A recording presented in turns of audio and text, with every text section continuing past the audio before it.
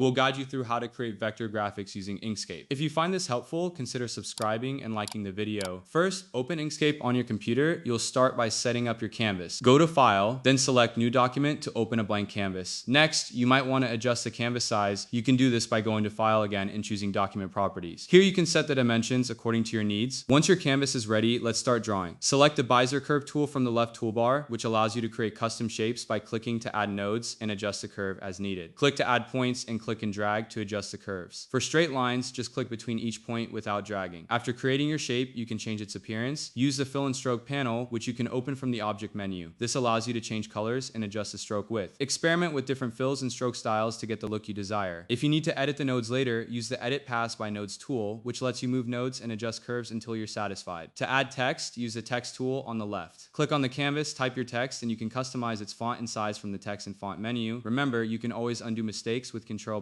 Once your design is complete, save your work by going to File and selecting Save As. Choose the SVG format for scalable vector graphics or export it as a PNG for raster images. Don't forget to subscribe and comment if this helped you out.